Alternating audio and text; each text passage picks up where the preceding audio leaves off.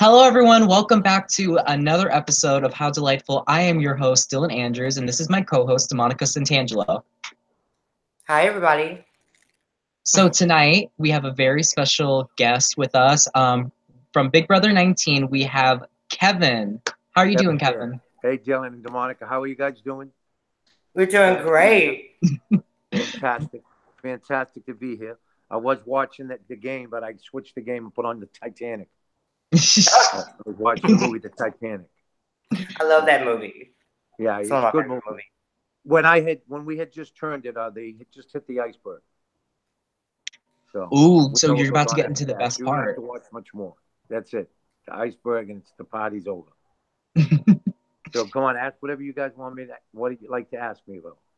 So tell us just a little bit about yourself. Tell us about Kevin before we get into the Big Brother stuff. Kevin is from Boston, Massachusetts. Do you want to come on camera and be seen? I've been married 32 years. Oh, that would be great. Let's see her. She's just chilling. Hi. Hi. So we've been married 32 years. We have 6 daughters and 1 son. Wow. Now, I'm going to be sitting down because I'll name the ages. You won't believe it. 31, 29, 27, 25, right? 25 and up to 18. 23, 20, and 18. Wow. That's nuts. You got a full house. You got a fuller house. Always got a full house. But I have, that's how it always is. Each weekend, when they all have friends over, there's got to be 15 to 20 people here all the time. All the time. Crazy. How do you keep a household? How do you maintain the household with all those people? I don't. She does. No, I don't know. And here's the capper. Although people, they can't possibly take this wrong because it's not wrong. My son's away to school, so it's all women here. Like right now, we have Amanda, Alyssa, Andrea, Alana, Peggy, Debbie.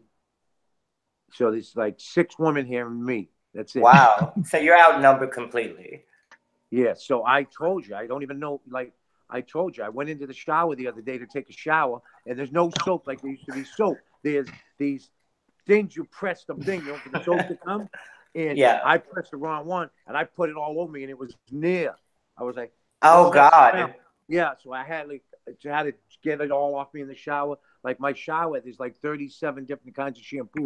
There's no soap. They look like there's coal. You know those things you scrub your body with? Looks like chlorine. There's them. That's it. It's full of 51 things in my shower. And not one of them is mine. That's what happens when you live with all women.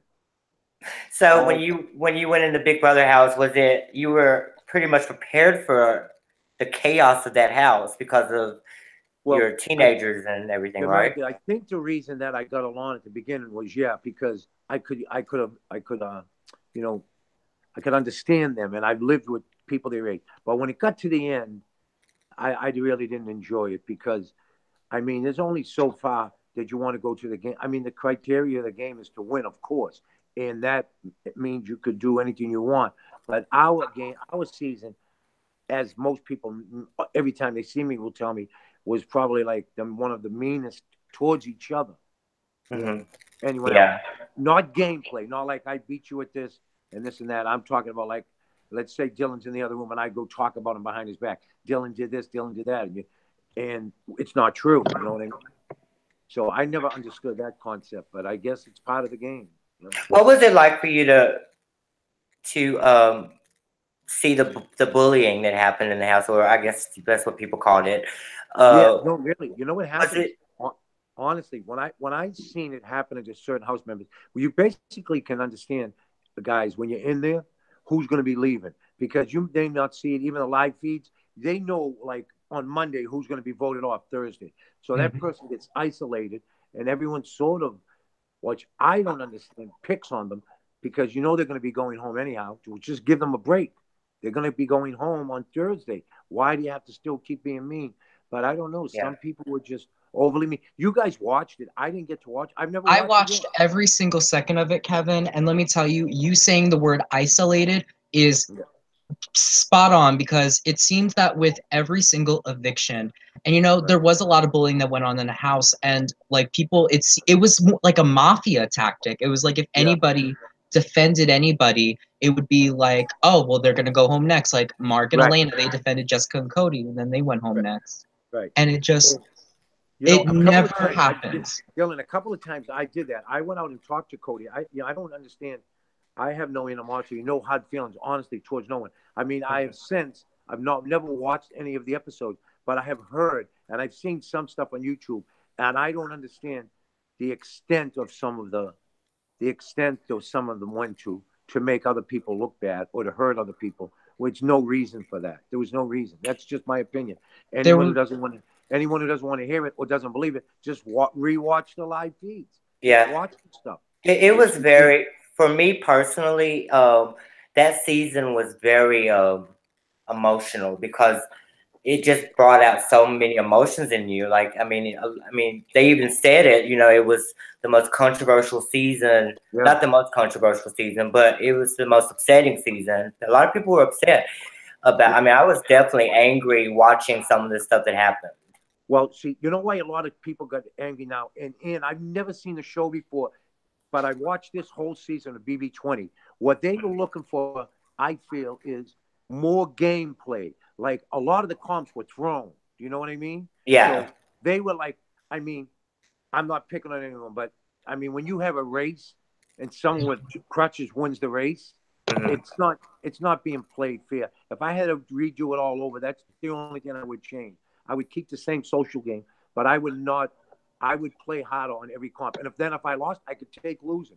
But I didn't understand. Honestly, I know it's hard to believe. I didn't understand what was going on. I was listening to some people, and this is what I thought we all knew we were doing. We were throwing the comp for this person, and the next comp was your time to get a comp. But and it kept coming up, and I was like, well, when's my time? By that time, it was already 75, 80 days in. And that's why throughout the season, everyone was considered Paul's sheep throughout the season. And Kevin, it was awful. People would go into other rooms and they would like talk with like Josh. They would talk with Paul. Paul would be telling these people, this is why Paul ultimately lost, because he would tell Josh that you got to do this. You got to rile up. Like there was a fight between Jessica and Cody and the whole house except for you. And like Raven was yelling at them, screaming at this. Yes, I remember. And there was even a point where Paul had said to Raven, "You need to fake cry so you look like the victim on the show." And Raven did cry, and it was fake. It was crazy. You know, again, when it comes to that point, I can understand people who are true fans. Like if you guys are true fans, saying to me, Kevin, "Well, you listen to Paul," which I did, but I was under the impression from him and from actually basically just him, because I wasn't really with anyone. If you notice, everyone else had what they call a showman. You had, if we go down to the top 12, you had Jess and Cody, Mark and Elena, Matt and Raven, Jason and Alex, right? Paul was with Josh, Christmas, and I thought me. So basically, at the end, I was the only one who was an individual and didn't have no one sticking up for me at all. Like I didn't have nobody defending me. Like Jessica defended Cody. Everyone defended people. Me, I just basically sat in the room by myself. What was interesting about you that I thought, because normally if you look at Big Brother history, the oldest person in the house normally is the first person to go. Yeah, and you outlasted that. Like your personality alone, I think, is what made you so like, defeat that, standard. I never went on Dominica. I never went on the block until 72 days. And then when I went on the block, I had known I was going to be put on the block because they had told me they wanted me to go on the block because I haven't gone on, which was now you can see just an excuse. And then I was on the block 3 weeks in a row. I went on the block 72 days and I lasted 14 more days. I was on for 2 double evictions, but I didn't, you start to notice for the last 20 days, if you watched it, Josh, Paul, and Christmas were together all the time up in the HOH room. I literally had the house to myself. I was all by myself. I would just hang in there, eat some ice cream, put some whipped cream on it, tell stories to the camera, and just hang out. It really didn't bother me. and it didn't bother me until I learned how ugly it got and how personal it got and how like you didn't. That was uncalled for. Even this season, you could say they all talk to each other. They're out in Vegas, and I say there was what 16. There was 12 of them in Vegas that I seen, and they all talk to each other. They all, at least, they may have not hung out with each other or gone to the same places, but they said hi and they would talk and they were civil. People in our season to this day don't talk to each other. Like literally, it was a game. The game for TV. It was a game that was on TV, and I think CBS used everybody and for entertainment purposes because our show was one of the highest rated seasons ever. Yeah, it was. Despite how many people hated Paul, people still tuned in to watch him. That's exactly what would happen. Everyone disliked someone so much, and that's why when some of the voting came up for certain things, like a favorite or something like that, people were just so upset at the way Paul acted that they turned against him. I literally thought it was not a chance. I thought the vote and the jury was going to be 8-1, 9-1, or something, whatever it is, 9 of them. So 8-1 for Paul's favor.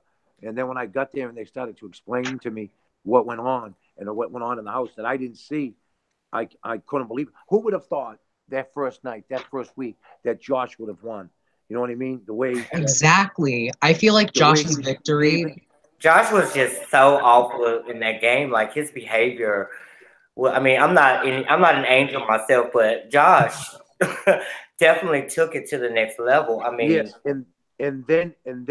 but then as you guys just explained to me, and you guys realized, and the public realized that he was being told what to do because I know him outside of the house, and he's a nice kid.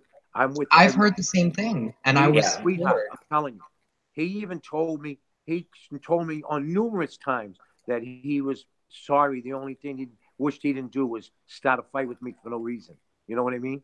That fight was... Yeah, we watched that fight today. I didn't understand what was going on, so I was like, what the hell are you talking about? But I don't know. You came unglued. I thought you were going to come to... Did you ever think that there were going to be fights? Like, these fights were going to escalate? But I didn't think I'd be involved. Can you believe that I thought that Josh was going to fight Mark or Josh was going to fight Cody. And can you believe at the end of it all, Cody and Mark both voted for Josh? Because that was how bad. And you see, everyone out there says Paul was robbed, Paul was this, Paul was that. Paul's jury management, which is a key factor of the game. Exactly. When you look at the game, it is based. The rules are you were supposed to vote people off, and at the end of it, you're supposed to be able to vote them off in a way where they would want to reward you for voting them off. Correct. I agree. He was arrogant about it. That's what Tyler did this year. That's what Tyler did this year. He went into the DR and he would bet. Don't they realize that the people in the jury see the DRs? What? I mean? The people get to see what they talked about in the DR. If you're in the jury, I never went to the jury house. But they all would talk to each other and they knew what was going on. Exactly. So let's say you go out number 8 and I'm in the top 2. And when you left, I talked bad about you for the week. And so whoever goes out number 7 goes to the jury house and says, hey, Dylan, Kevin talked about you all week and how much he used you and this and that. So that's the whole part of the game, too, that you have to understand that the people that you're going to be putting down and putting on the block and throwing out and talking about are the ones who are going to decide your fate. So and 2 years in a row, Paul, and this is why I personally consider Paul one of the worst players in the history of the show, which people are going to get on me for so long, but I don't think he's the worst player. But I'll explain why. Success is. Well, that's a whole nother story, but 2 seasons in a row, back to back, and Paul had time to watch it. He did the same mistake, and the mistake was that no matter how good of a game he did, because everyone said he should have beat Nicole, and everyone even said he should have beat Josh, he treated people so awfully and was so obnoxious and was so rude to everybody that he couldn't win. Right. Exactly right. You're exactly right. And I see, here's what you and everyone has to understand. Domenica, you and everybody, I never seen any of that because he didn't do it in front of me. Right. He's a good manipulator. I was never privileged to see any of the videos or the film of what happened. When I left the house, I didn't go to the jury. I went sequestered. I went to a hotel. So I never got to speak to anybody. So I didn't get to put 2 and 2 together until the end, when the show was over. I mean, we had a jury roundtable, and they were so mad. They were all yelling about him. But at the end, Dr. Will said, who do you think played a better game? And I didn't understand it to the extent that he went to try to win. You know what I mean? Would I have voted differently? I mean, I don't know. I know right now I would have played differently. I would have rather been knocked out on a comp trying to win than just let someone win a comp. It'd be like me telling you, just take the win, Dylan. You know what I mean? Exactly. And you actually answered a question that one of the viewers had. I don't remember which viewer it was, but someone did ask, would you had changed your vote, and looking back at how you played, because how Paul and Josh played, because there was a player back in season 3. Her name was Danielle Reyes, and she's considered one of the most robbed players ever, because people didn't vote for her to win because they saw her diary room messages where she said that Roddy was Satan. And they saw all of the bad talking, even though everyone thought she was so nice, and it was the reason why she lost. Yeah, exactly. That's the key. I think, and also towards the end, I realized that when I knew when we were in the top 4, it was me, Paul, Christmas, and Josh. I knew Paul. He clearly thought if he went to the finals with Christmas, he would win, or with Josh. He came right up and told me. So I don't know if they had it on the live feeds or not. He said, Kevin, I will never win in the jury against you because everyone liked you. So, it's very true. It is true. I feel like you would have won if you made it to the end. He would have won next to any of them, I think. Yeah. In your words, you could have beaten, even a shoe could have beaten Paul. Yeah, exactly. That's true. I know, exactly. Definitely would have beaten her. I didn't understand it also. They would walk by the cameras at night and yell out Instagram numbers and Twitter handles. I didn't have any of that. I never even knew about it until I got out of the show. And I used to always wonder what the hell they were doing. You know, I would say hi to everyone back home. And I would say hi to everybody and what's going on and tell a story. And they'd be like, go to my Instagram, go to my Twitter. I'm like, what the hell are they talking about? You know? So I never even knew it was most of the time. You know, it just shows that you could put somebody in there who doesn't know the game, who is not on the same age as everyone. But if they're a good social gamer and they have just they're not a mean person, they can make it far. Inevitably, you would have to win some comps. You know what I mean? You would have had to win. So that was my only thing I didn't do. I won the first one for $25,000, but they didn't consider that a comp. And I mean, people say I'm the one who brought Paul back. If I didn't win that 25, they would have had any reason to bring Paul back. There was no way CBS wasn't going to. There were several other people that did the thing anyway. I mean, they made it like the same prize that America's Favorite Player was, so he was coming in anyway. And then he came in with weapons. He came in with a pendant of protection. That's another reason why I don't think that he is a good player, because when you look at it, like, I don't know if you've ever looked back at all the advantages he had, but he had so many advantages. The first thing was the first day he got to basically pick who his alliance was, because if you notice, most of the people that he gave immunity to that first week ended up being his alliance, you included. I was the first one he gave it to. I was the first one that night. So that night, first of all, when he came in the house, I'd never seen the show before. I didn't know who he was. I thought he was bringing food in. I thought he was delivering pizza. So then when I find out who he was, they say he's going to give out these bracelets. And I was like, that's great. So you're supposed he to was the delivery boy. He delivered bracelets. You got to go into the sex room and you got to ask him to give you a bracelet. So when he came out and handed me the bracelet first, I thought me and him had an alliance and we were going to stay together all summer. But I mean, we did till the end. You know, he only stayed 6 more days than me. So, you know, I don't understand CBS. It seemed that this year CBS had a few people they liked a lot, and no matter what, they wanted them to get carried on to the end. You know what I mean? Tyler. Tyler. Tyler was on 2 CBS shows. I mean, he's clearly the golden boy of the season. Like, he's the, you know, we didn't want Paul again, so they gave us Tyler and JC. JC. I met him out in Vegas too. I think JC was kind of like the obnoxious of Paul, but Tyler's just like a compies that you can't stop, you know. And it's how was JC? Was JC nice? Oh yeah, yeah, yeah. Well, only met him like at night. I never met him in out in Vegas in a hotel, and yeah, he was very nice. They all liked me. Everyone knew. I was surprised, but then again, they. Here's what you got to understand. Also, let's say I don't know how old you are, John. Let's say you're 25. Okay, so you've been watching Big Brother for 20 years now, since you were 5 years old.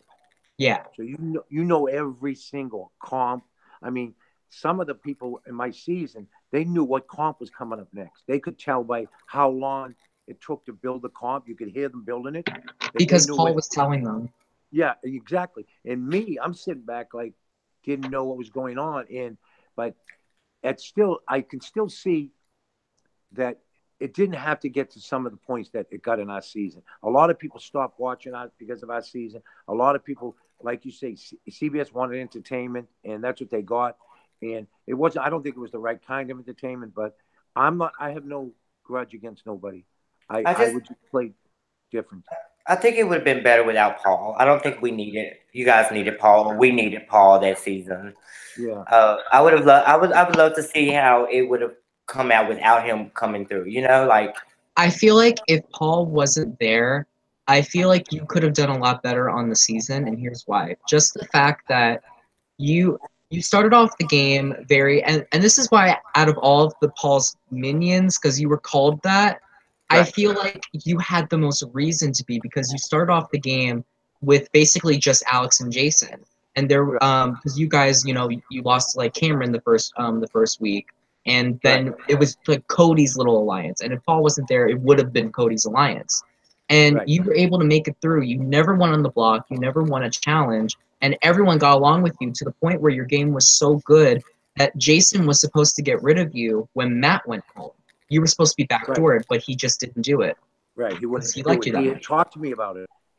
That's why literally I didn't understand why it got so bizarre at the end when people said he was bad mouthing me, because he literally came to me and said, "Listen, I'm going to put you on the block. Do you mind?" And I said, I really don't want to go on the block. He said, "All right, I won't put you on the block." Well, he was bad mouthing you a little bit. There's Yeah. actually a lot of controversy with Jason. I don't know if you've heard about any of it. Yeah, no, I've heard everything now. Yeah, no, it's been a year. I know it all. Yeah. So, I mean, that's another thing. It didn't have to get personal like that. Do you agree? I mean, it's a TV show. It's a TV show. I don't understand. It's like it was like high school. Really, I mean, it was. people talk about now how America, how people they don't look out for each other, and how divided the country's becoming. And then you put a TV show on where everyone's acting basically how The world is. America acts. It looked Exactly. like a bunch of spoiled babies. You're exactly right. You're exactly right. And what I found interesting about you and great is that you connected with one of the African Americans in the house and a gay African American. You were close to Ramses. That's my pal. He comes to my house. He's been in my house. I spoke to him the other night. That's my pal Ramsey. I used to sit in and tell him stories. I didn't even want him to be evicted. But at that time, here's what happens. If one of you said at the beginning here, if you turn against the crowd, the mindset, then they're going to turn on you. So you sort of were apprehensive to turn against anyone because then they would turn on you. So it's very mob mentality. Yeah, I'm just waiting for all the people in the Big Brother games to, like, all the people that are on the outside of these cliques to come together and take them out, because it really is that easy. If people would just, if you know you're on the outside looking in, join forces with those people that are on the outside looking in. Yeah, right. Yeah. I feel like there could have been a really good, if Jessica really did mess up, because Jessica had a prime opportunity to lower their numbers if she didn't put Ramses on the block. I feel like what would have been awesome is if Jessica and Cody could have come together with you, Alex, and Jason. It's just Jessica and Alex just couldn't connect. And then you five, I feel like, plus Ramses to make 6, it could have been like this season where it was back and forth between alliances. It's just that's not how it went. Well, what happened was Cody got HOH, and he kept it an extra week because the first time ever somebody self-evicted. So what happened was he had already become friends with the 2 other couples, Matt and Raven, and Mark and Elena. So I was sitting back there. When Cody was in the HOH room, which was probably 13 straight days, I never went to the HOH room one time. No, one time. Other people were using the shower. He'd come down and talk to me about it. But I said, no, I'd rather not go up there. And so now they had already made a decision on who's what sides was what sides. So I had no choice. You know what I mean? Because I've had Mike and Elena here. I've had Ramsey here. I've had Josh here. I've had people from this season here. I've had Donnie here. I've had Michelle here. I've had a lot of Big Brother people here. And I think it's just a game. I think some people use it as a platform or you know, something to build up something better for their career, you know, a springboard for their career. Yeah. And then they actually think that they're not inconsiderate if they don't talk to somebody. They think it's all right. You know what I mean? We were all in a house together for almost 90 days together. Why would you not say hi or even talk? You know what I mean? And I'm literally half and half don't talk to each other in our house. I haven't talked to 1, 2, 3, 4, 5, about 5 of them at all. And I talked to Raven, I talked to Matt, I talked to Mark, I talked to Elena. You know, I talked to. Have you talked to Paul? I talked to Paul a couple of times. I stayed at his house when I first got out, but it's not the same now. Once I've seen the way things went, and you know, people see it, so I haven't really talked to him much. And he's got an agenda. You know what I mean? He's only young. You got to remember, he's 24, right? Yeah, he's got a band. He's right. Oh, he's do you think that we will ever see Paul on Big Brother again? I don't see why you would. I mean, there's a lot of people who just had enough. I don't know. You never know though. He reminds me a lot of Russell Hands. Did you ever see Survivor? Sure, I watch it now. I just was at a Survivor casting call today. I didn't try out. I just went to hang out. That's fun. Yeah, up in the Gillette Stadium where the Patriots play. But I think that here's the thing that you guys have to understand, both of you and everyone listening. At the end, now when you have people who have been watching it for 20 seasons, and let's say at the end this season, you see how good looking everyone was, how young everyone was. Now, if I was at the end with who was left at the end, Tyler's probably got 24, Angela's probably 24, and they're young, pretty. What am I going to do? I have kids, 4 or 5 kids older than them. You're not going to be able to lay in bed with them and hug them and scratch their back and do all this stuff. You're going to look like a jerk. So and that's what got them so far ahead. Yeah, if you can't navigate through those waters, you're going to be what? Guess what? If someone's laying in bed scratching your back, Dylan, and I'm in the back not even talking to you because you don't talk to me, who's going out next? I'm going out next. You know what I mean? It doesn't matter. It's like a dating show almost. You know, you'd have to almost control your own destiny by winning the comps. You have to, and you have to look a certain way. Like it's very judgmental. Like if you don't, like with Rockstar. Yeah, with Rockstar, it's a perfect example of how, I think in my world, Rockstar looks cool and hip, and that's the chick I want to hang out with. But to these rich kids that have never met anybody in their lives, she's weird. I'm weird.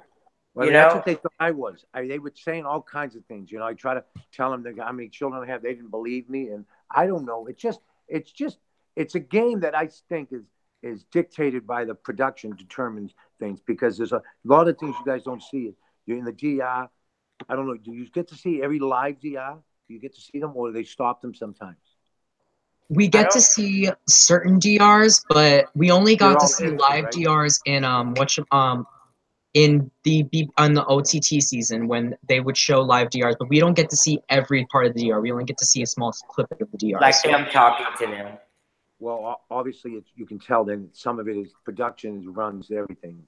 Production doesn't want 2 people to get to the end who are not going to be entertaining or not going to bring in ratings. The whole thing, as both of you understand, ratings and revenue. That's the whole key. And you don't want to have people in there. Okay, this season they had the final 3 was JC, which he was entertaining. Some people may not like him. I like him. I thought he was cool. Tyler, some people may not like him. Everyone has reasons for not liking certain people, which I don't understand. If you don't know a person, how you can not like them by just looking at them, that's crazy to me. And I feel you with that so much. And KC, they were perfect 3 finals. You know what I mean? and they get the ratings. And apparently, they said our show was rated one of the top of all time. So I guess because they it like was really interesting, like to watch. Like this, it was a really big conflict. People were so hyped over. There was a really big new pool of fans that came from BB18, and they all tuned in for BB19. And what ended up happening was people watched because they were waiting to see Paul fall.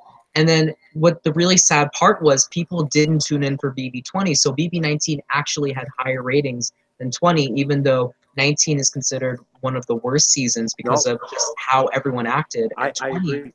Best. My daughters said the same thing to me. They said they are like you. They're young. They know how to go on this modern technology, and they know all of this stuff. And they were like, Dad, your season may have been one of the high-rated seasons, but it's considered one of the top worst seasons ever in Big Brother history because a lot of the comps no one played. They threw the comps are being thrown. So, you know what I mean? And the pure. And they were comps that Paul was good at, like. There was a lot of challenges. Tattoo comps, like the tattoo comp was totally made for him. Right. There were a bunch of challenges that they front loaded the season with challenges that were specific, that he had won in BB18. Like the perfect shot competition, he won that challenge and he hosted it in OTT. He played it. He won that Weatherman challenge where you guys had to be like weather people. Yeah. And he was, interestingly enough, he was immune for over a quarter of the season. Which you are funny in that one, by the way. That one, Kevin, you're hilarious in that one. Yes, I know. When I had the umbrella, I was like, hey, I was just yelling out names. You said Cameron. You know, the other one I came in second. I actually got did I get second twice? I think the monster one. Remember we had to go through the house and find it. And the Black Lighthouse. Yeah, and I was like, and listen, man, I grew up in a pretty tough neighborhood, so they would jump out and I would just look like, and they would like, listen, Kevin, you're supposed to act afraid. I was like, I could see them dressed. I could see them underneath the couch. Underneath the kitchen table. What do you mean? And I could see that they were going to jump out. I'd be like, and then I could hear other people screaming and stuff. And I was like, what the hell are they screaming about? You know what I mean? But yeah, and then the other one. How about the one when you hid the hide and go veto? You know what I mean? Yeah. I was mad they threw my clothes around. I started picking my clothes up and hanging my clothes back up, and didn't even look for the veto disc. You know what I mean? One of my favorite moments of any Big Brother season was when you did the hide and go veto.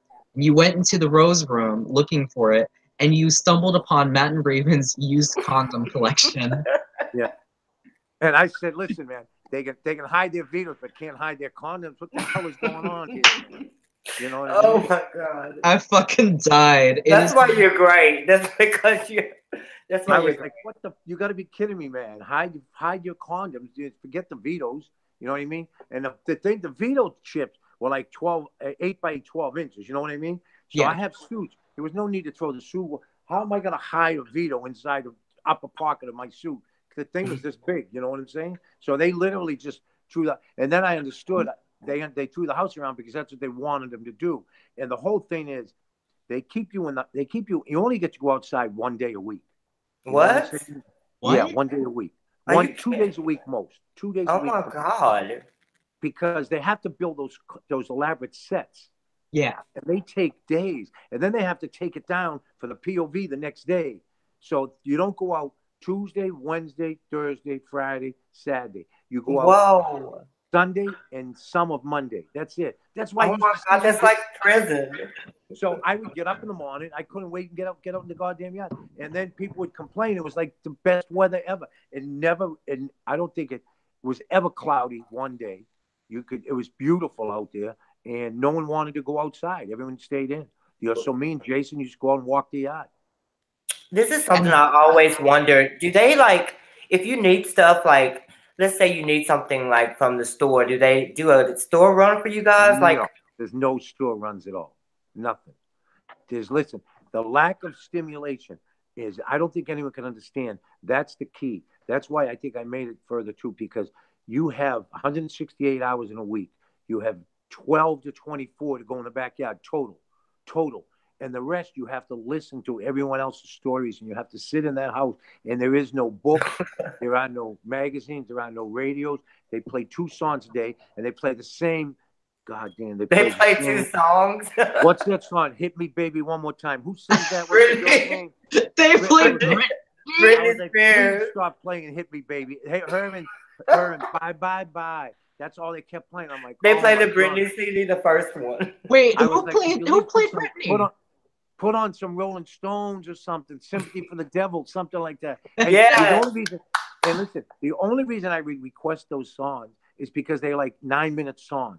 So if you get 3 9-minute songs, it's 27 minutes. Instead, they wanted 2 minutes of Britney Spears, which is a total of 6 minutes. What the hell? Are you kidding me? And it was just every night.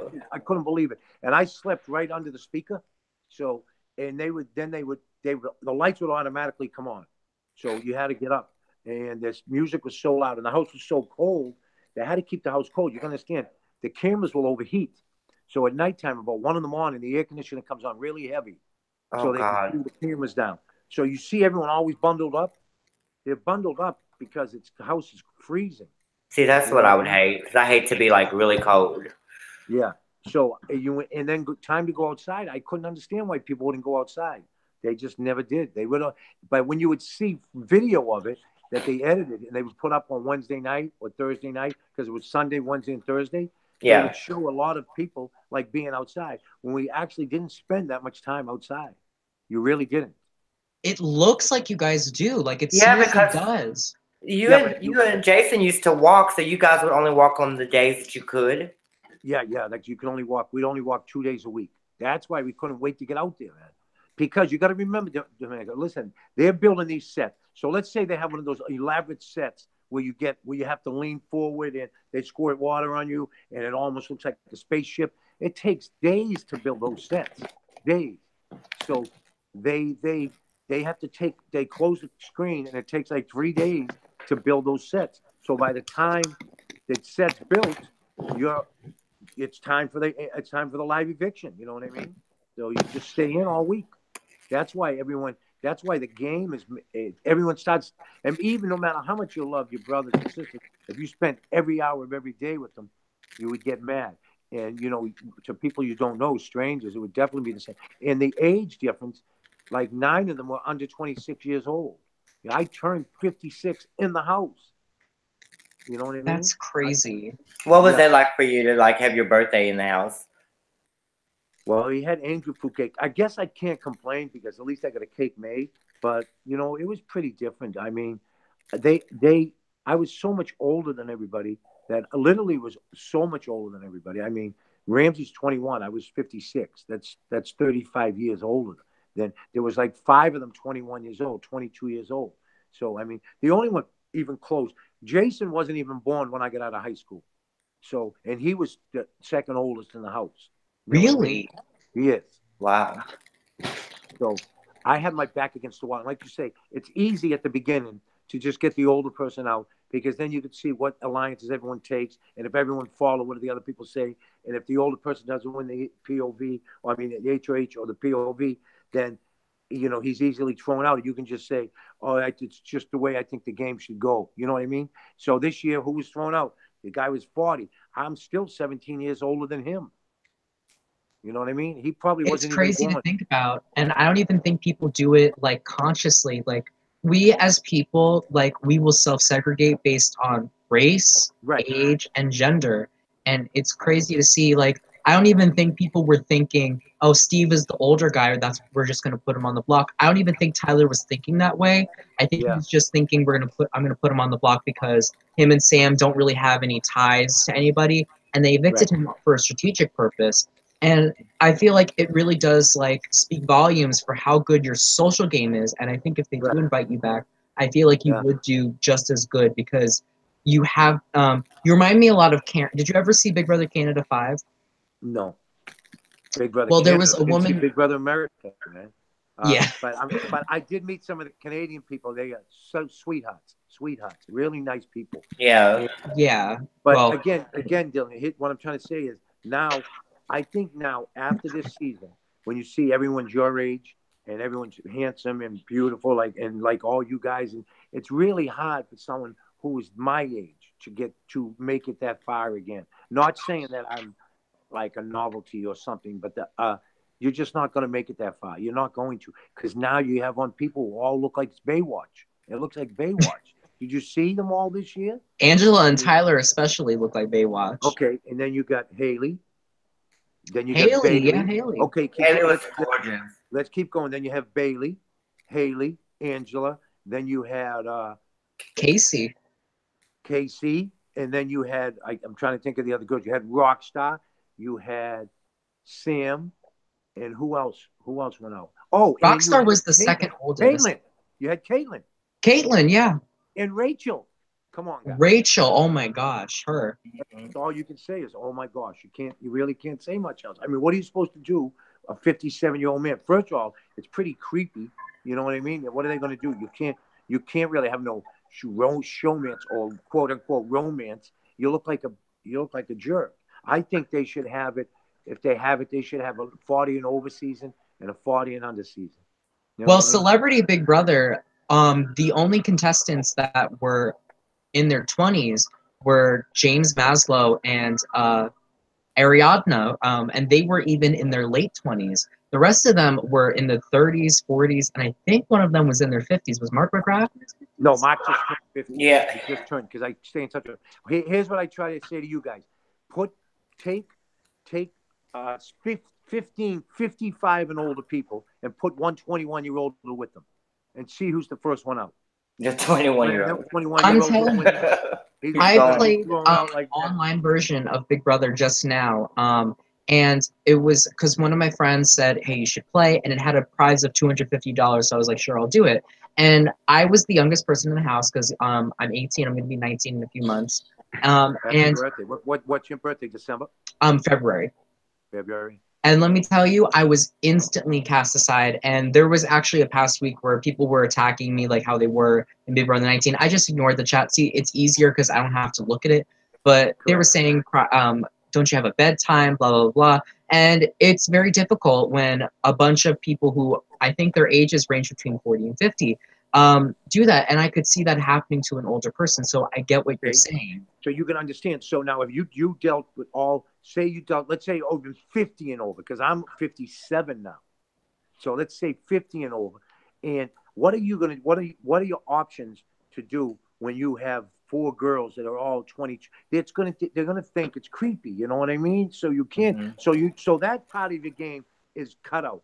If you're married, I'm married, so that part is cut out. But you were able to be like a father figure though, so your strategy. That's what I try to do. Exactly. That's what I try to do. And the only mistake I made, and you guys watch the show, you can realize it, and anyone watching can question anything. The only mistake I made was listening that one of these times it's going to be my turn.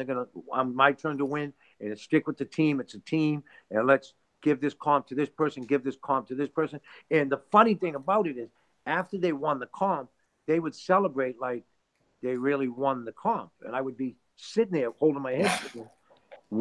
Everyone knew you were going to win the comp. I don't understand it. Like they would pound their chest or yell, and I was like, what the hell is going on, man? We knew they were going to win the comp. You know what I mean? But I don't know. That camera shot.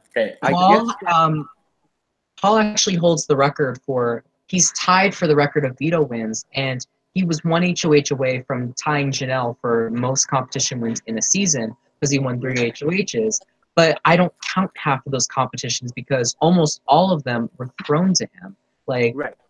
If you watch the candy corn one at the beginning, everyone was giving him this ticket, whatever we were collecting. I forget.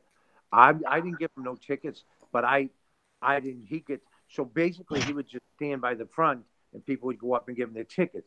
And they did that because Cody was the one giving out the tickets, and they wanted to spite him. In actuality, if you look at the whole thing in retrospect, Dylan, it all came back to bite him because from our season, the 2 from our season who have gone the most with their platform or their agenda or their popularity or their whatever you want to call it, their success is Jess and Cody. Yeah. They got $1 million because they were they were put like to the side, and like they reaped the benefits of what Paul and all of them wanted was posted. One came in 12th and one came in 10th. And out of our season, they are the most popular of everybody. I mean, it's not even close. It's not even close. I came in second as America's favorite, and a lot of people are saying it was because Jessica had gone out and made sure that everyone disliked Paul so much they wanted just to vote for Cody. But it has no rhyme or reason to me. I don't mind, but I'm just saying that's just how it is. There's nothing you could do. People were getting mad. Even all of America, they would have voted Paul. If America voted for who won the game, Paul would have not even come in the top 5. No. You know what I mean? So. I will agree that it was definitely a campaign to keep Paul from winning America's favorite player, right. And that probably did affect you. Yeah, definitely. Because I mean, he came in 12th. He came in 10th, so he wasn't in the house long enough. But he did stand up against them, and he won. And I wish him luck. They get married on Saturday. She's pregnant. Oh wow! I didn't know that. I think that Jess and Cody actually benefited the most from Paul's behavior, because if Paul wasn't there, Jessica and Cody wouldn't have been as popular, because I feel like the season would have had a different turn. Jessica and Cody would have ran that alliance, and I feel like there was a lot of people in the house that they weren't leaders, they were followers, and they needed someone to follow. Yeah, no, and including me. I thought, when he first gave me the friendship at the first date, and we talked in private, and I had already won $25,000 that I didn't tell no one about, so I had already had that, and I had known. So I believed that eventually it was going to get to be a time when if my turn to win the HOH, you know what I mean? Because some of them were just handed, but it never came, and that's just how it went. So I would say I played good socially, but I should have did a little more at the end, a little different at the end. But I mean, what can you do now? You can't cry about it now, Dominica. You know what I'm saying? You sound like That's you did all that you could do under the circumstances. You know, you were put in a very difficult circumstance. Yeah, and you see, when I left, I wasn't going to be mad. There's no way I was going to leave mad, because people would remember that. So I gave them all hugs. I wished them all luck. I mean, I was out. That would be like crying over spilled milk, more or less. I know it's a cliche saying things, but that's what are you going to? You made Final Four, right? Am I correct? Huh? Can you make Final Four? Yeah. He made top 4, yeah. That is amazing in itself. Like, just the fact that you made it that far. Winning no competitions and being isolated by everybody. Right, exactly. My daughters who followed it, they stopped watching. They wouldn't watch the live feeds or the show. I did too, actually. I did too. I mean, a lot of people did. Yeah, because at that point it was just Paul and they were just boring. I mean, it was Paul and I mean, it was just boring. I agree. So the purest of what you call Big Brother fans were upset because there was no actual Big Brother game being played. It was all being dictated, and it was all being cut down, and that left like some of the comps.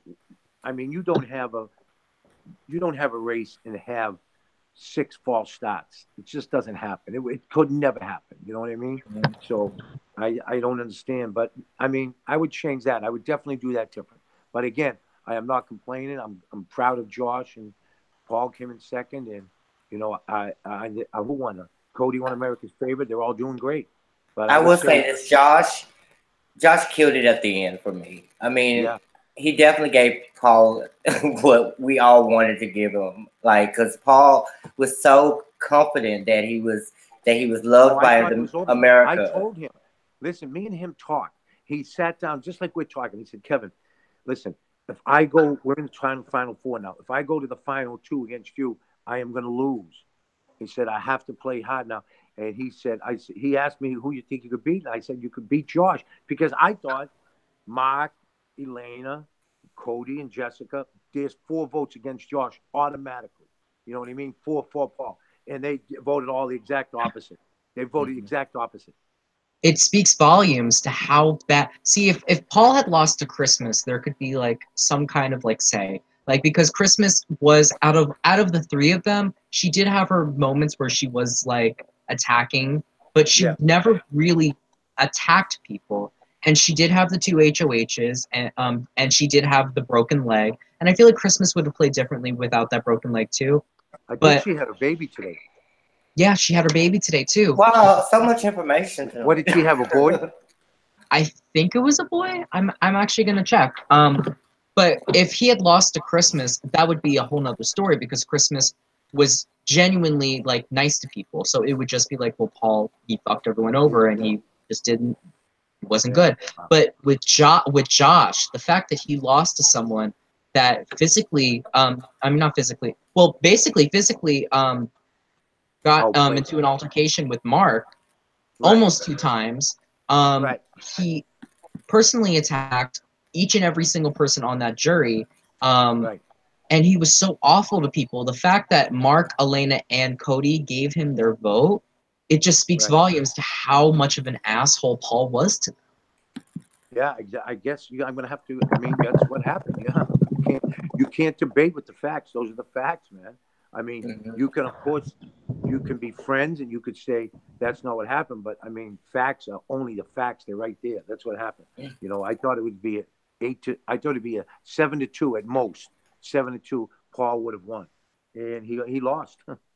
So I mean, if you take my vote out, and if I went the other way, Paul would have lost 6-3. You know what I mean?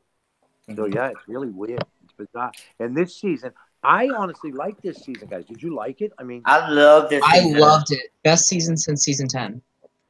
Okay, what was season 10? Who was on that? Oh, with Michelle was on that, right? Michelle Costa, yeah. Yeah, Michelle. Yeah, she's from up here. She's from the Northeast. Yeah, she's really nice. It was a battle. It really was a battle of sides, and I think that's what made it so good. Is that you were rooting for the house was divided, and so were the people watching the show. Right. Yeah, I was in a pool and I got KC from the beginning, so I won. But it was only like $100 pool. So some girl put me in on the internet, and I just told her just to keep the money. So she has that look. Casey had that. I always looked at her and thought she really does have a winning face. You know, like she's tough, man. Listen, she gave me a hug in Vegas, and she's strong, man. Listen, all she's a football player.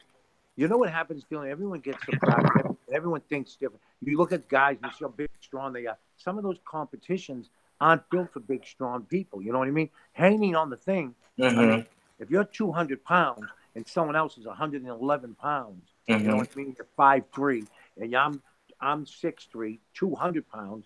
You know what I mean? It's just not. It looks like I'm supposed to win it easy. Right. You've seen what happened when you get out there. If you wait this year, I mean, I had the kid Brett just stay over my house the other night from this season. I mean, you should see the shape he's in. You see how strong he is. In those competitions, he didn't do good in the endurance competitions either. None of the bigger guys did. He only won one challenge this season. What's that? He won one challenge this season. Right. It speaks volumes. His fans are upset with us because we gave him a tough time on our last show. Because of the stuff he said about Rockstar. They're really mad at us for it. But, I mean, that's just how I felt. That's how he came off across to me. I feel like he was... Yeah, he acted kind of like Paul did a little bit. Yeah, and when he was here, we really didn't discuss much. He because I never watch a live feed. I don't have time. I mean, I have time, but I just don't want to watch people sleep, to be honest with you. You know? Yeah. I mean, what the hell? But he was telling me that he went on the block early, and he's actually a really intelligent guy. And again, but you know what happens? He's only young. He's only 24, and a lot of, I don't know how people are going to take this, but a lot of them, 25, 30 and under, are looking at a platform or an agenda to spring them forward to get them maybe into be TV stars or movies, anything. You know what I mean? So look at how many of them moved to LA. Who he is? There was a bunch of them. I don't remember the exact set. I know that Tyler and Angela are now living in LA. JC was already there. I saw a modeling photo of Brett today. Like an actual, it looked like he was a model. Yeah. Rachel. With the underwear showing? Yeah. So maybe that's what he wants to do. Yeah, he's a good looking guy. The only thing is he's like, it ain't that he's not, I mean, I don't know. Remember, I don't even know how old you guys are, but when I was younger, you know, the model had to look a certain way. I think they all look like models if you've seen them on the show. They look like they're a casting director. Bessie's a good looking guy. Winston's a good looking guy, to be honest. Brett's a good-looking guy. Tyler's a good-looking guy. Who else do they have? They had Steve. He's an older guy. They had. But Steve had a major glow up. He lost how many pounds did he say he lost? He lost a lot of weight though. Like after he got evicted. Yeah, it's probably stress. You know what I mean? Going home to all that stress. But I understand. He said, I've talked to him. He said, seems like a really nice guy. You know what I mean? Mm-hmm. He seems really cool. I mean, they all seem cool to me. I don't get upset at nobody. I think it's a game. You went on TV, you played a game. If you didn't know what you were doing, like me, you can't blame no one else. If you didn't win, you can't blame no one else. If you followed somebody and you didn't play the way you wanted to play, quote unquote, now you can't blame no one else. If you lost, I mean, you're gonna cry because you didn't win. That's how game goes. Everyone can't win. You know what I mean? I think they all still are fortunate enough to be on the show. They all have hundreds of thousands of followers. They all still are following their dreams. And most people, I mean, how many people try out a year? 100,000? You only take 16, I mean. 16 a year. You know what I mean? In the last couple of years, they've been bringing back people. So you only take 15 people a year. If 150,000 came, that's not even 1%. You know what I mean? That's nothing. Exactly. You know what I mean? I've been to tryouts where I've seen 1,000 people there, and no one came from that. No one came from out of that location. So I mean, they should be fortunate they got on there. They should be fortunate they had the opportunity. It's a huge.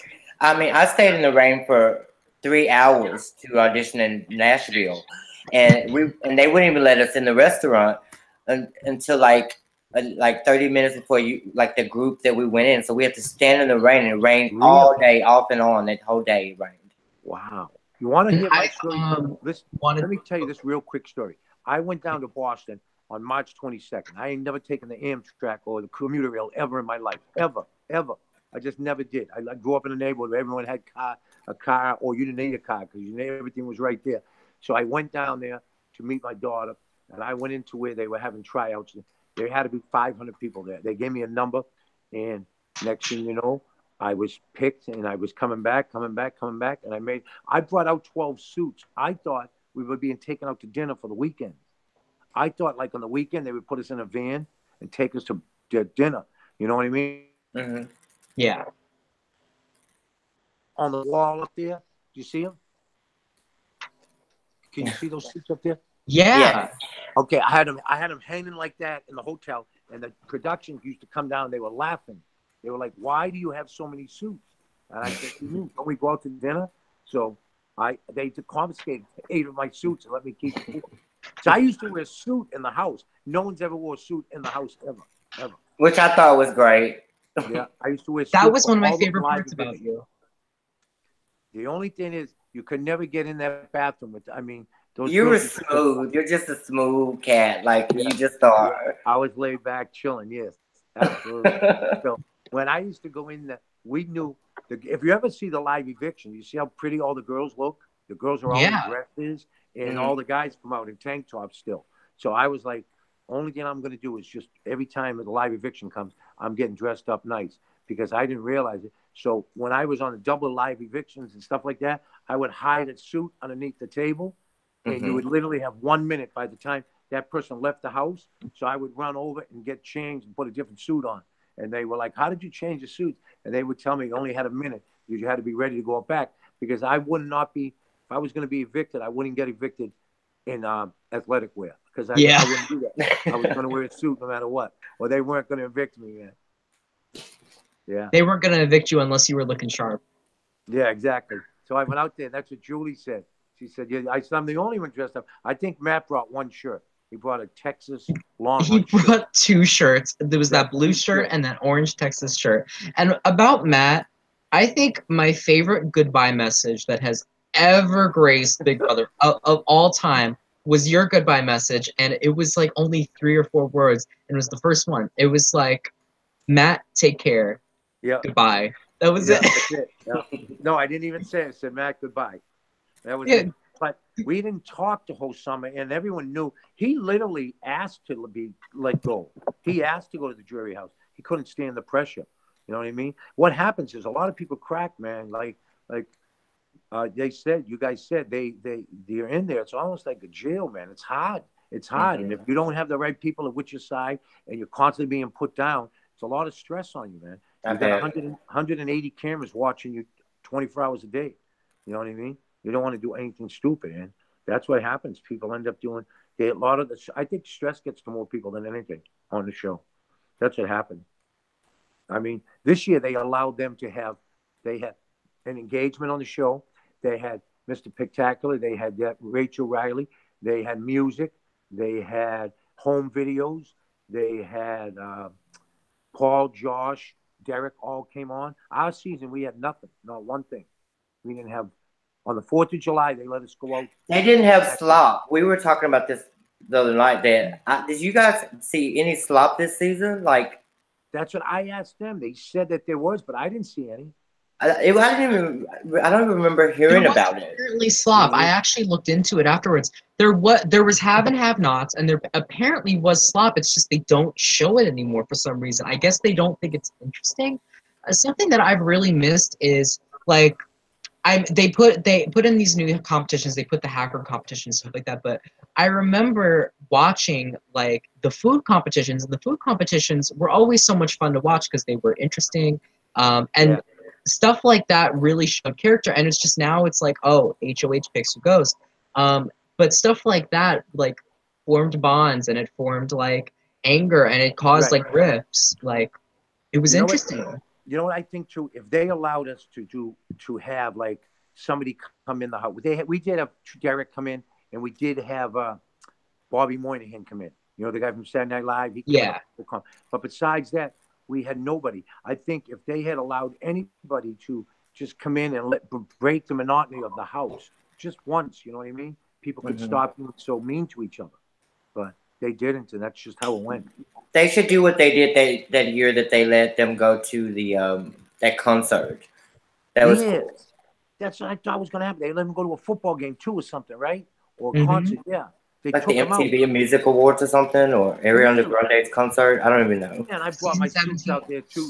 Dawn, we got to tell them next time I'm on. I got to bring my suits out there. You got to get me to some kind of show or something like that. You know what I mean? Right. The music I was telling them to play, no one knew about it anyhow. So I don't know. And this year, what do you guys think? So this year, you were happy with it and content? Yeah, this year was really good.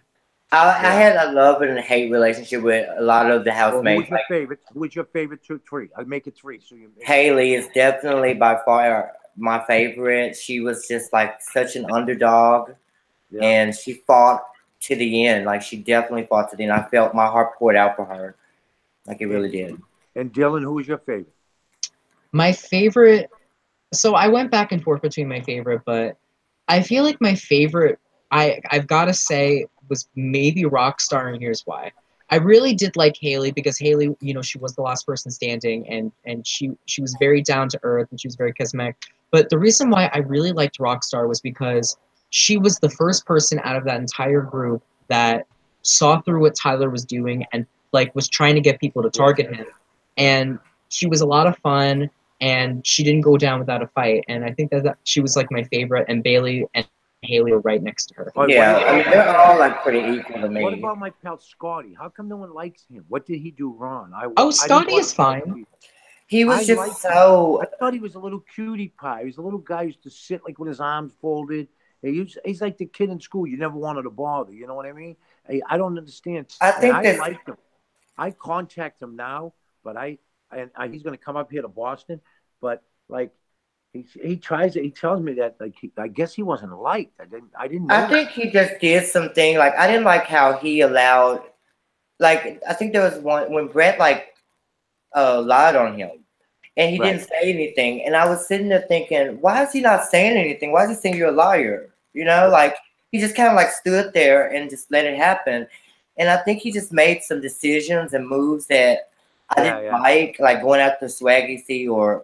He just did some things. I think he caused a lot of the chain effects that happened to that alliance. I feel like what it was with Scotty was that I feel like Scotty's looking at the wrong fan base. If he's seeing people are hating him, there's just Big Brother Twitter is, and you probably have seen this. it's very toxic. It's more toxic than the Survivor players. There's been Survivor players that have quoted saying, not even, listen, it's not even close, Dylan. I went out to a Survivor casting call today, and there were Survivor people there, 4 of them. And when I came around the corner, the people in the line, every single one of them, I thought I owed them money or something. I was like, how did this person? They all were like, hey, Kevin. And I was like, what the hell's going on? And the Survivor people that were with me, they didn't even really say anything to. So Big Brother has a following that's unbelievable. And it's also, so much like bigger. Said, it can also hurt you because people get hurt their feelings. Me, and I hate to say it, I hope it doesn't change, but I get 95% positive stuff. I don't get many negative things. Like, I'll get some stupid negative thing about a family member who something happened 2 years ago, something stupid. You know what I mean? But I'll give most of my people, I've never said nothing negative. I don't say nothing negative about nobody anyhow. People were attacking you about your family members? No, I'm saying if generally they may say something, it would be something to do with that. It would nothing to do with, I mean, obviously, there's not much they can say about, I don't know. I mean, what are they going to say? That, you know, I made it to the top 4 for my age. I mean, and I didn't really treat nobody that bad. So, it was very different with your season. Your season didn't have sides like this. It was one person doing the puppet mask, you know, that everybody was mad at. Scotty's getting a lot of hate because he's going into Twitter, and Twitter's toxicity is coming from level 6 fans, and a lot of level 6 fans hate Scotty because of what he said about the Hilton head. He basically called Angela a whore on national television. But he didn't. But you know, people still like Scotty. People didn't want to see Scotty fall. He just made bad decisions. You know, that's what I think. I think that Scotty was still kind of like a little hero for everybody too. Like he was. What did you feel? What did you guys think about Swaggy? He was very cocky. I mean, he came in very cocky, and I think that was his downfall. You know, I do have some problems with Swaggy C, and this is why. Look, he must be going through the worst pain right now with Bailey's miscarriage, and I'm very happy for him that him and Bailey are together. They clearly like each other. It's just, I felt like almost everything he did from the first interview, everything he did was for more screen time, and I feel like him more than anybody else was using Big Brother not because he was a fan, but because he wanted to like have a career. And it's just, it really like rubbed me the wrong way how he would wear the t-shirts every single day, how that was the only thing he had, how he did the proposal on national television and he hyped it up so much on Twitter. The name even, like, it bothered me so much. And there was a lot of people that came to the defense of Swaggy to the point where they didn't understand like where it was coming from, and it was so weird to me. Like, that's because there had never been someone that was that blatant about how much they were trying to get fame from the show. But I don't know him personally, so I can't like really, you know. Yeah, well, he stayed here with me for 4 days. He's intelligent, he's quiet, and then I apparently, again, all I can figure out is this: he's young, and like you say, he wants a springboard or a platform, and they want to further their career. But they use this as a stepping stone. You know what I mean? To further their career. I mean, you go from 1,400 people on Instagram to 140,000. In 3 months. Wake up overnight success. Yeah. Right. Yeah. So before you would put a picture up, you get 2 likes. Now you put a picture up, you get 10,000 likes. You know what I mean? So I think that concept in their mind, and not just him. I'm talking about generalization of the whole thing. Is that a lot of them get agents, a lot of them do things. I wish them all the best. I hope they all do great. I mean, would you ever do like Amazing Race or Survivor? Sure. I would. Yeah, I would definitely try to do it. Definitely. You think you could do Survivor together, Kevin? We can't let the producers see this footage. We got to go on together. Definitely, yeah. So, how old do you have to be? Today's thing was 18. Because I've seen some young-looking kids there. Yeah. I've been trying to get on the show. This is my second year that I've get on the show, but what's different about Survivor and Big Brother is that Survivor is looking for people that have life experience and have that have done stuff. Like, they aren't really into 18 and 19-year-olds right now because the girl that was 19 just got voted off. She was 19. She was the first person out. But like Michael Yoder was 18 years old and he got on because he was like a CEO of his own company. Like, they don't really want someone that's just in college and stuff. And like, I've had my experiences in life and my struggles in life, but it's like Survivor wants people that have a career and have stuff like that going on, while Big Brother, it looks more for the personality and more for, like, you know, the young entertainment value. Yeah. Well, I don't know. I think everyone learns their lessons, and obviously it's easy to say what you would do now because it's been a year and you get to look back and you could have constructive criticism, or you can just criticize, which some people criticize. I mean, some people just aren't happy at all. You know what I mean, Dylan? You know what I mean, Dawn? They just want to be miserable and yell about things, and it just gets you nowhere. Trust me. If there's anything I can say, it's just going to get you nowhere. So there's no sense complaining about it. I wish everyone who's on our season luck. I actually speak to Josh, Paul, who else? I speak to Mark and Elena, but whoever doesn't want to speak to each other, I firmly don't understand why, but you can understand I'm not going to be a friend with a 22-year-old girl. I live in Boston, and I'm 57. You know what I mean? They live in California. They're 22. I'll say hi to them, but I'm not going to call them up at night while I'm laying in bed saying, hey, what are you doing tonight? What'd you do tonight? You know what I mean? Yeah, exactly. It's a whole different thing. So I think they should have it, an older person, one, and a younger, and see how they do. Yeah, maybe entertaining. Maybe cut it in half. You know, like one side older and one side young. You have 30 and under all go against each other, and then you have 30 or 40 and over. So 30, make it 35 and under, 35 and older, and see what happens. Just like Survivor did. Yeah. Oh, did they do that in Survivor? Yeah, Survivor. They had millennials versus Gen X. They took people that were born in the Gen X era and people that were born that are considered millennials, and they put them on separate tribes. And it's considered one of the best seasons ever. I don't personally agree with it because most of my favorites went home early, but it's considered one of the best seasons that they've had. And I think that when you mix together a decent, like, what they usually do is they put on they put on one person that's older than the rest of the cast, and then they put on people that are younger just so they can have that quote unquote older person. But when they have the mix of old and young, or even the mix of old and young to the point where most people fall between the ages of late 20s and early 30s, or even to the point where they put 40s and 50s, like, it's like a better clash and a better social experiment. And like older seasons used to do that, and that's why the older seasons are considered so great. Okay, I have one question for both of you. Now, when you first seen our season, where did you think I was going to do? Where did you think I was going to go up? Be honest.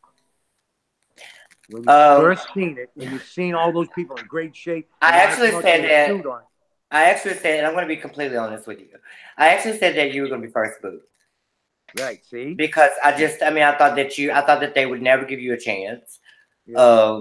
And that was my initial thought. Really. My initial thoughts was, well, firstly, there was a person named Kevin in Big Brother Canada 5 who was wearing the exact same suit as you, and his name was Kevin too. So I was like, is this Kevin 2.0? It was crazy. Like, but my initial thought with you was I wasn't sure. And the reason why was that there were other people in the cast that I thought I could see going home first too. Like Megan, like when I saw her with she had the hair, and she just didn't look like she fit in with the group. Yeah. Jillian, in her interview, she didn't seem like someone that would fit in well. I thought that you would do pretty well. I didn't think you were going to win because it is really hard for an older person to win. To navigate, yeah. But I thought you would do decent. I thought you would make it to jury. Because I didn't think you would be targeted first. I thought that Megan or Jillian would be targeted first. So I kept going. Then what? Then you changed. Then you started and said, maybe this guy can win it, huh? I really wanted you to win. But see, your personality shined through, and you were so funny, and you had like these great stories. So I definitely saw that you were more than just a person that they threw in there, like the guy from last what season was that they threw somebody in? I think it was in Canada. They put an older woman in the house with all these young people. That was Karen Singville. I talk with Karen on and off. She's so nice, and you reminded me of Karen actually. Karen was she made it to final 2. She lost to the other Kevin. But Karen was able to like she stayed off the block like you did, and she only won one HOH, and that's why I said that you could do well, because Karen literally weeks before your season made it all the way to the end doing almost the same thing that you did. Wow, that's cool. Yeah, Karen, her last name begins with S. I talk to her sometimes on Twitter. Yeah, she's a sweetheart. Really, and I also like how you didn't hold back in that comp. Like you took a chance and you took that money.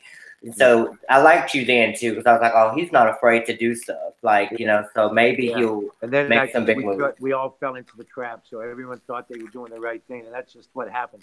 Sometimes you don't think straight when you're in there. You know what I mean? It just gets confused. And he was coming in anyway, though. Huh? He was coming in anyway, though. Yeah, exactly. They would have found some way for him to come in. Well, listen, guys, man, I had a great time, man. I really did. I hope you guys are happy and had a good time. We did. You wanted to come on. Demonica, it was a pleasure to meet you. I mean that. And I'm glad you liked me at the end. And Dylan, it's a pleasure to meet you. Guys, Cryo, you going to the casting calls this year? I'm definitely going to be sending in a tape. And I usually send in a tape, or I'll go to an open call. I'm waiting on Survivor. I'm not old enough for Big Brother yet. Wow, I know you're going to be, 21, right, to be in Big Brother? Yeah, so they got 2 years before I can submit an application, because I'll be 19 this coming year. They pick a lot of people from my area. Like Frank is from my area. Sheila they're from my area. They pick a lot of people, and I think Raven, she's from Arkansas, so she's like, they pick a lot of people from my area. So they just never come here. So I have to go out of town to even go to open call. And where are you located? I'm in Memphis, Tennessee. Memphis, you know. Home of Elvis Presley. Let me tell you, that's where Stax Records is from. You know that, right? Stax Records had Otis Redding. Listen, they had Otis Redding. They had Sam and Dave, which was the Double Dynamite. They also have the Lorraine Motel, where Aretha Franklin recorded here. Yeah, Memphis. But everyone keeps talking about Graceland. Stax Records. If Otis Redding didn't pass away in that plane, he was great. I mean, this man was just Google him. He was only 26 years old. Oh, I know who you're talking about. I actually worked. As bad as you could get. He's as bad as you could. Isaac Hayes. Yeah, all of them from Stax Records. My mom. I actually work. The club that I work at is right down the street from Sun Studios. Really?